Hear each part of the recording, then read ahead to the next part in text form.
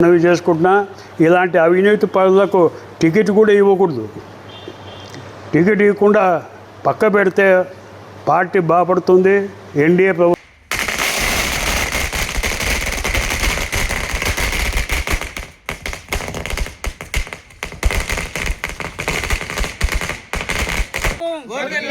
ప్రకాశ్ గారి నాయకత్వం,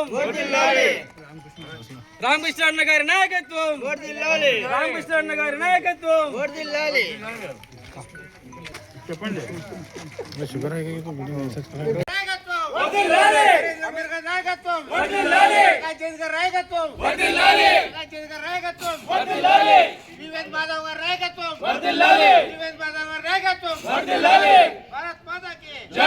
అమిత్ షా గారి నాయకత్వం, అమిత్ షా గారి నాయకత్వం.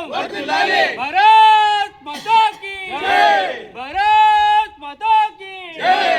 జిందాబాద్ జిందాబాద్, బీజేపీ జిందాబాద్, జిందాబాద్ జిందాబాద్, బీజేపీ జిందాబాద్. సీనియర్ నాయకులకు, బీజేపీ నాయకులకు, మన ముందు ఉండే బీజేపీ నాయకులకు అందరికీ నమస్కారం. ఈరోజు ముఖ్యంగా సంబరాలు చేసుకునే సమయం ఇది. ఎందుకంటే మన బెంగాల్లో జనసంఘ్ పుట్టింది కూడా బెంగాల్లోనే. శ్యామ్ ముఖర్జీ గారు పుట్టింది కూడా బెంగాలే. రవీంద్రనాథ్ ఠాగూర్ పుట్టింది కలకత్తా ఏరియా. అలాగే వందే మాతరం కూడా అక్కడి నుంచే స్టార్ట్ అయింది. భారత్ మాతకి జై అనే పదం కూడా అక్కడి నుంచే రావడం. కానీ బీజేపీ మాత్రం అక్కడ రాలేదు. ఈరోజు నిజంగా శ్యామ్ ముఖర్జీ గారి కళ నెరవేరిందని చెప్పి ఈ సందర్భంగా నేను మనవి చేసుకుంటాను. ఆయన బలిదానం చేసుకున్నారు. ఆయన్ని అసలు కాంగ్రెస్ పార్టీ నుంచి బయటకు వచ్చి జనసంఘ్ పార్టీ పెట్టిన తర్వాత ఆయన చంపడం జరిగింది. ఈరోజు శ్యామ్ ముఖర్జీ ఏదైతే కలలు కన్నారో ఈరోజు వెస్ట్ బెంగాల్లో మనం దిగ్విజయంగా గెలవడం జరిగింది. ఈరోజు ఒకసారి ఆలోచన చేయండి. బెంగాల్లో ఒకప్పుడు ఇండియాలో ఇండస్ట్రీకి ఫేమస్ కలకత్తా. అలాంటిది ఇండస్ట్రీ అంతా వలసపోయింది. ఎందుకంటే వాళ్ళు చేసిన పరిపాలన గురించి అక్కడ ఇండస్ట్రీస్ కూడా ఎవరు లేక వెళ్ళిపోవడం జరిగింది. అలాగే ఈరోజు మనం వందే మాతరం పాడుతున్నాం. జనగణమన దేశంలో అంతా అందరూ పాడుతున్నాం జాతీయ గీతం మంది. ఈరోజు మనం ఆలోచన చేస్తే రవీంద్రనాథ్ ఠాగూర్ ఏమైనా ఆశ్రమం కట్టినారా? రవీంద్రనాథ్ ఠాగూర్ ఈరోజు భారతదేశం 140 కోట్ల ప్రజలు జనగణమన మనం పాడుతుంటే ఆయన్ని గుర్తు చేసుకోవడానికి కూడా ఆశ్రమం లేదు. ఈ రకమైన పరిపాలన చేసి ప్రజలు విసిగిపోయి ఈరోజు నిజంగా బీజేపీ కళ నెరవేరింది. మొత్తం ఇండియాలో గెలవడం కాదు, వెస్ట్ బెంగాల్లో గెలవడమే గొప్పతనం. ఈరోజు గొప్పగా గెలవడం అంటే పెద్దగా. ఇది 5 రాష్ట్రాలు ఎలక్షన్ జరిగితే మనం 3 రాష్ట్రాల్లో ఎన్డీఏ హవా జరిగింది. దీనికి కారణం ఏమంటే నరేంద్ర మోడీ గారి నాయకత్వం మీద ప్రజలకు ఒక విశ్వాసం. ఈరోజు అభివృద్ధి బాటలో మనం నడుస్తున్నాం. భారతదేశం, ప్రపంచ దేశాలు కూడా మన భారతదేశం వైపు చూస్తున్నాయి. ఈరోజు మనకి డీజిల్ పెట్రోల్ కావాలంటే మన జెండా చూపిస్తే చాలు మన స్టీమర్ వచ్చేస్తుంది. అదే చైనా జెండా చూపించండి రాదు, పాకిస్తాన్ జెండా చూపించండి రాదు.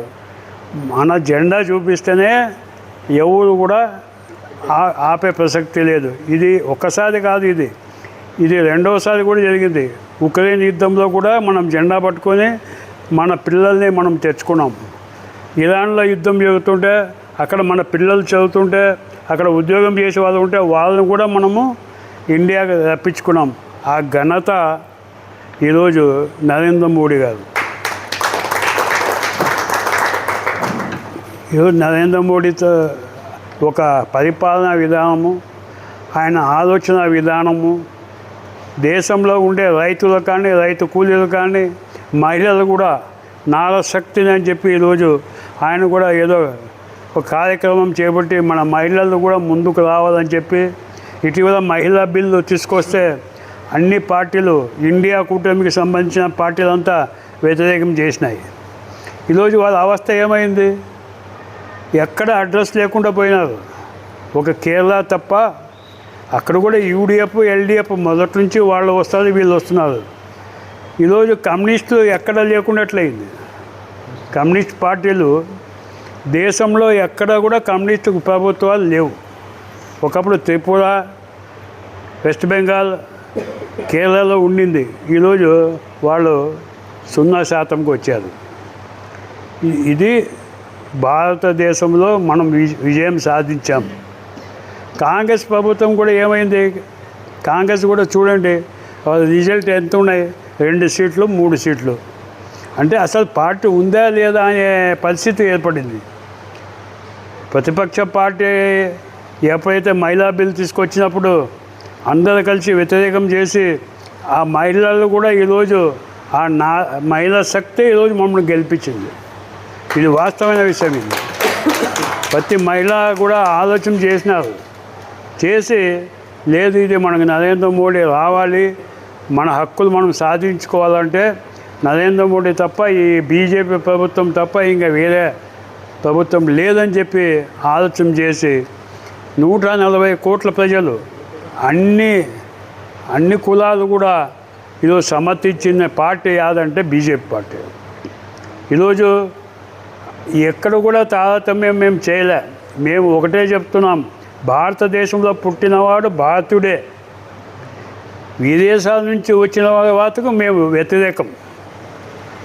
అది ఎవరైనా కానీ, హిందూ కానీ, ముస్లిమ్స్ కానీ, ఎవరైనా కానీ హిందువులను కూడా మనము తెచ్చుకున్నాం. ఎందుకంటే పాకిస్తాన్లో, బంగ్లాదేశ్లో హిందువుల మీద జరిగే అట్రాసిటీకి ఈరోజు మనము వాళ్ళని తీసుకొచ్చి మన భారతదేశంలో పౌరసత్వం కల్పించాం.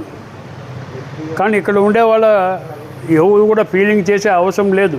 ఏ వర్గము కానీ అన్ని వర్గాలకి సమానంగా సబ్కే సాత్, సబ్కే వికాస్, సబ్కే విశ్వాస్ అనే కార్యక్రమంతో ముందుకు పోయే పార్టీ యాదంటే భారతీయ జనతా పార్టీ.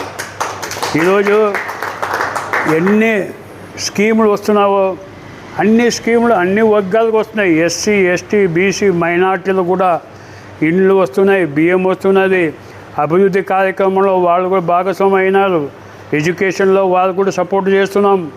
ఈరోజు ఎడ్యుకేషన్లో కూడా ఆదోన్లో మైనార్టీకి సంబంధించిన ఎన్నో ఐటీఐ కాలేజు, హాస్టల్స్ మేము కూడా మైనార్టీ నాయకులతో పోయి విజిట్ చేయడం జరిగింది. అది ఈ సంవత్సరము శాంక్షన్ చేయడం జరిగింది. అది 8 సంవత్సరాలు మా పోరాటమే ఈరోజు అది విజయం అని చెప్పి నేను చెప్తున్నా. 8 సంవత్సరాల నుంచి మేము పోరాడుతున్నాం. ఇంకా 8 సంవత్సరాల నుంచి ఈఎస్ఐ హాస్పిటల్ గురించి పోరాడుతున్నాం. అది కూడా రావాలి. ఈఎస్ఐ హాస్పిటల్ అది కామిలకు సంబంధించిన హాస్పిటల్. అది ఒకప్పుడు మంచిగా ఉండేది. నేను ఎమ్మెల్యే ఉన్నప్పుడు బాగుండింది అది. కానీ ఈరోజు మొత్తం మిషనరీ లేదు, ఏమీ లేదు. దానిని ఇంప్రూవ్ చేయవలసిన బాధ్యత ఈ ఎన్డీఏ ప్రభుత్వం మీద ఉంది. ఈరోజు మన భారతదేశంలో ఆంధ్ర రాష్ట్రంలో కూడా ఎన్డీఏ ప్రభుత్వం ఉంది కనుక చంద్రబాబు గారికి ఒక విజన్ గల ముఖ్యమంత్రి ఆయన. సో ఈ ఆదోని విషయము మనకు జిల్లా ఎంత ముఖ్యమో మనకు ఈఎస్ఐ హాస్పిటల్ కూడా అంత ముఖ్యం.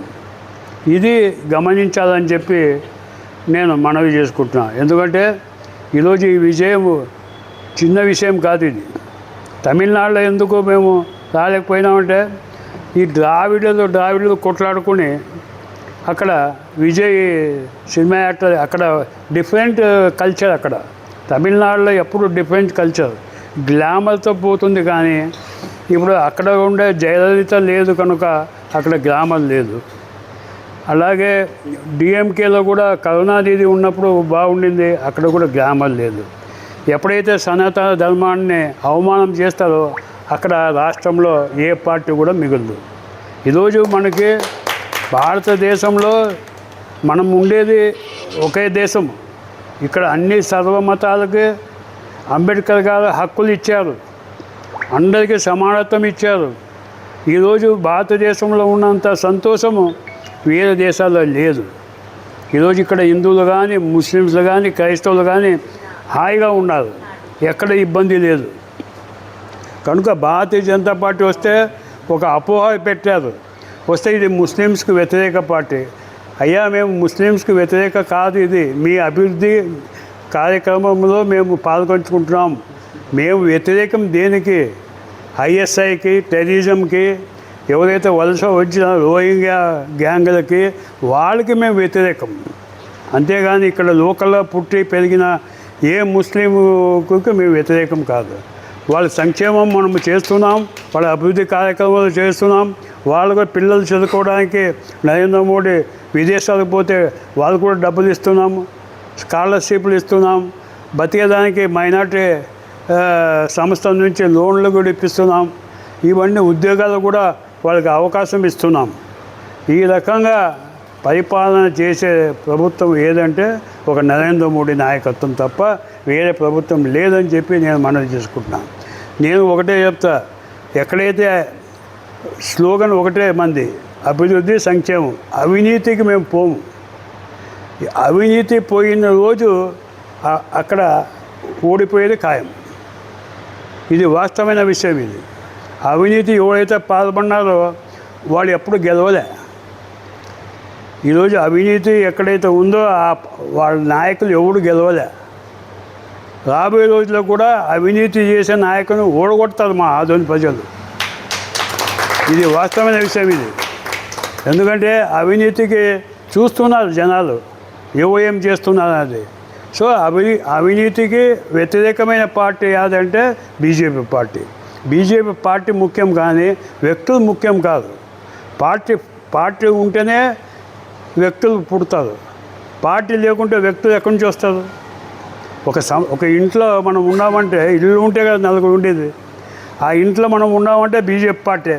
బీజేపీ పార్టీలో మనం అంతా ఉన్నామంటే అది సంస్థ. అది ఇక్కడ ఎవరో కూడా అవినీతికి పాల్పడితే మాత్రం పోయేది ఖాయం. ఇది వాస్తవమైన విషయం. ఈరోజు మనం సంబరాలు చేసుకుంటాం. ఎందుకంటే రాబోయే రోజుల్లో కూడా ఆంధ్ర రాష్ట్రంలో కూడా బీజేపీ బలపడి ఎన్డీఏ ప్రభుత్వం మళ్ళా ఇంకోసారి అధికారంకి రావాలని చెప్పి నేను మనవి చేసుకుంటున్నా. ఇలాంటి అవినీతి పరులకు టికెట్ కూడా ఇవ్వకూడదు. టికెట్ ఇవ్వకుండా పక్క పెడితే పార్టీ బాపడుతుంది, ఎన్డీఏ ప్రభుత్వం కూడా బాపడుతుంది. సో ఈ సందర్భంగా ఈ 4 మాటలు చెప్తున్నాను.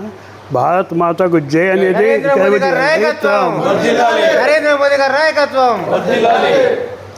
భారత్ మాత జై అనేది కూడా కలకత్తా నుంచి పుట్టింది. ఈరోజు 200 సీట్లు మనం వచ్చినామంటే అక్కడ భారత మాత జై అయింది. వందే మాతరం పుట్టింది కూడా అక్కడి నుంచే. ఆలోచన చేసుకొని ఈరోజు నిజమైన పండుగ వాతావరణం అంటే కలకత్తా, వెస్ట్ బెంగాల్ మేము గెలవడమే నిజమైన బీజేపీకి ఒక అవకాశం అని చెప్పి, రాబోయే రోజుల్లో మొత్తం భారతదేశం కాషాయ రంగుగా మారుతుంది అని చెప్పి ఈ సందర్భంగా మనవి చేసుకుంటూ సెలవు తీసుకుంటున్నాం. నా పేరు ప్రకాష్ జైన్, మాజీ ఎమ్మెల్యే, బీజేపీ నాయకుడు ఆదోని.